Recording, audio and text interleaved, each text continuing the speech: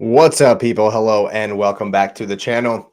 Welcome back to the Cup Chasers podcast. Thanks for being here for another live match reaction. West Ham have defeated the Arsenal 3-1 at the London Stadium in a, quite frankly, very disappointing performance from the Gunners.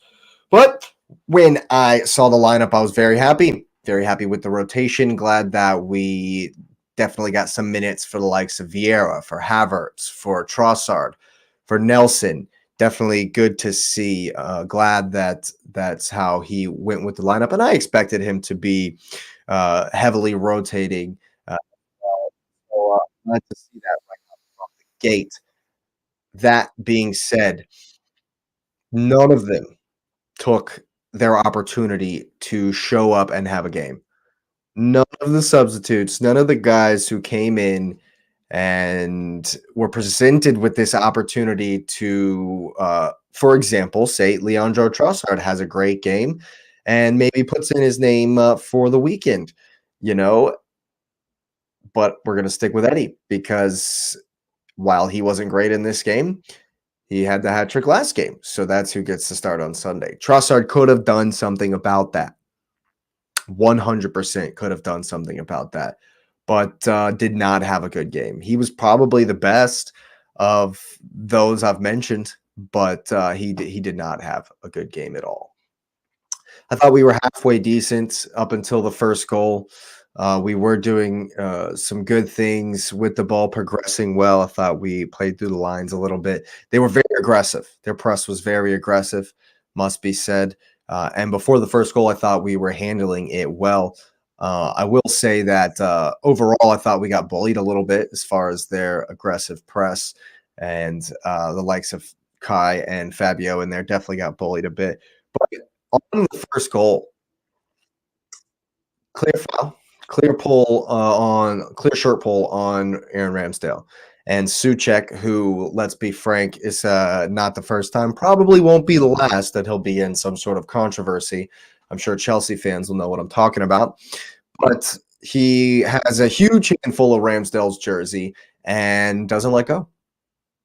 37 different camera angles. We see it. Doesn't let go at all. Ramsdale's not even mad when he goes up to Simon Hooper. He's just yo, did you see that? Wow, obviously, but Carabao Cup isn't even big enough or important enough or doesn't have the money or whatever it is to have VAR. So it's the Stone Age as far as the refereeing is concerned, and we go with the he's missed one, is what it is. That's the way it was when I played, so I'm used to that. So he's missed that one. Ben makes I mean, those kinds of things happen. 1-0.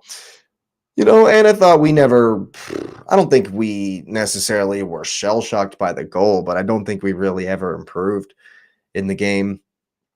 And that's because Kai Havertz and Fabio Vieira have been pretty bad. Now, the hilariously low standard that I set for Kai Havertz was not even close to met. How have you had one of the worst game? I don't even. He's so bad, and he's had an opportunity today to show that he can actually take control of the game and maybe influence the game. He's done nothing. It's a League Cup, Kai Havertz. You got to do something at some point. He's done nothing.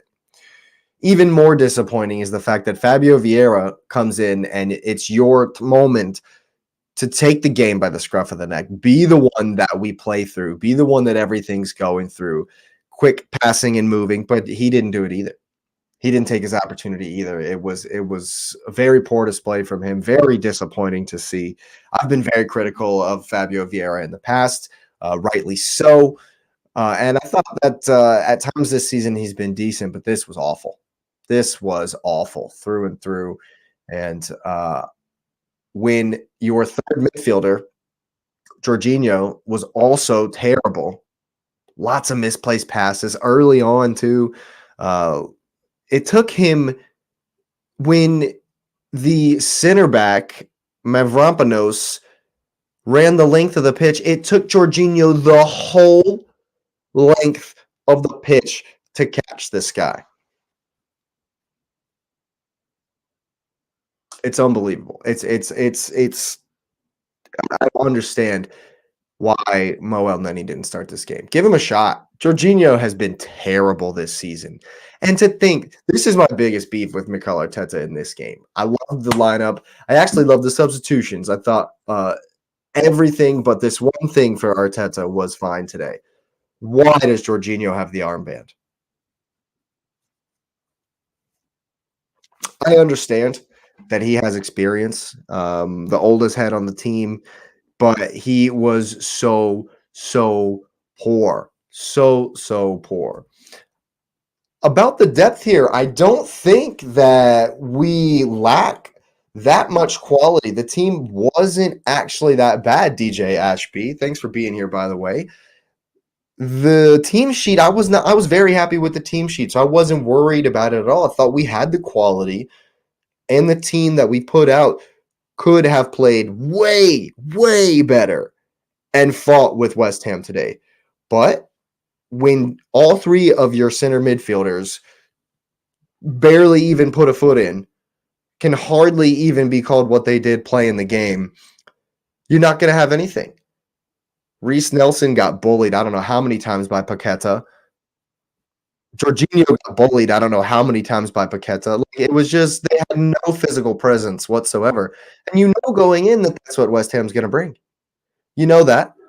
You know going in, they're bringing the hatchets, the axes, and they're going to kick you the whole game. So you have to be prepared for that.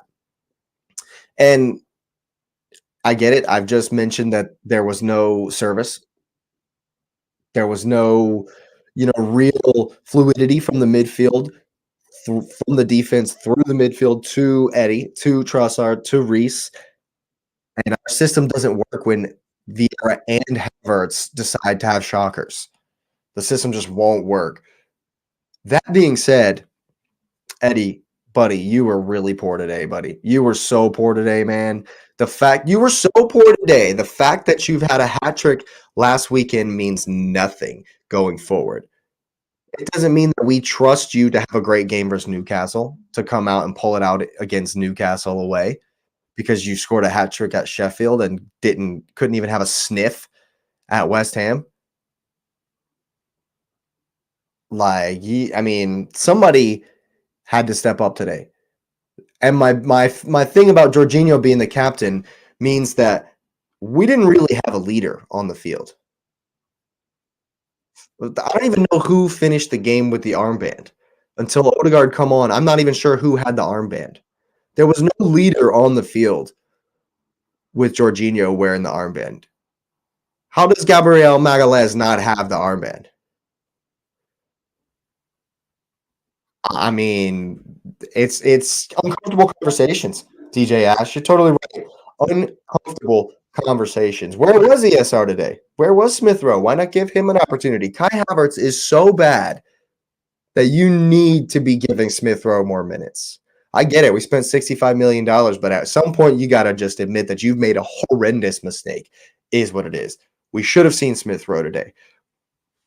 But having said all this, when we got Rice on, got Saka on, got Martinelli on, got Odegaard on, we were the better team. We finished the game better team. Martin's got a goal. I mean, I know it's 10 minutes, but Martin looked decent. He looked okay. He looked better than he has in the last few games. So, and maybe that's because he knew we needed some impetus. And this is very situational. So I'm not saying that I expect him to all of a sudden have a masterclass at Newcastle as much as we need him to. But I think that all in all, just really disappointing. And yeah. Yeah, I definitely see where this is coming from, and I feel a sentiment for sure. West Ham were good. Kudus, great goal. Great shot from Paqueta. It feels bad that Ramsdale lets that one in. He should have done better. Ramsdale should have done better. But all in all, we were very poor across the whole field. Gabriel didn't have his best game. What is Zinchenko doing? Zinchenko is having a poor season, let alone this game. He was not good. He was not good today. A lot of misplaced passes. And he could have been the leader to step up and kind of control the game, control the midfield. He was not good. It was rough to see. And so I definitely expect Tomiyasu at the weekend. I hope to see Tomiyasu at the weekend. But having said all that, those were the main disappointments. The fact that we're out of the League Cup is not that big a deal to me. Is what it is. I'm used to not winning the League Cup. It's not really the the biggest priority. So I'm not too upset with it. I'm more upset with how poorly we played. We didn't really actually show up to play the game and put in a shift. And these guys should have taken this opportunity to do that. The guys that come in and got the minutes should have taken the opportunity. Yes, and Newcastle have won at Old Trafford by a huge 3-0 scoreline. I mean, not that we didn't expect that, but yes, they will be flying for Saturday. So maybe this makes it a little bit tougher on Saturday, but I don't think so. I think that we all always had one eye on the weekend anyway, and that's fine with me. I did as well, to be honest with you. And so we have to go get the result. If we follow this up with another disappointing performance at the weekend, then it's a huge issue for me. And we might look back and say that maybe we needed the momentum from this one. But all in all, it is what it is. League Cup, another League Cup exit. I can't even remember the last time we even had a League Cup run. And like I say, it's disappointing that the guys didn't really show up for the game. But yeah, we move on to Saturday, I believe, is the game, and I'm definitely excited for it. It's going to be a difficult one at St. James's Park. But yeah, let me know what you think in the comments below. Thanks for being here. Thanks for listening. Go ahead and get the likes up on the video. If you are new, please subscribe. Of course, again, thanks for being here. We are on our way to 200 subscribers, so go ahead and hit the subscribe button. I hope you have a wonderful evening, day, night, wherever you are, whenever you're watching this. Thanks for being here again, and you'll see me next time.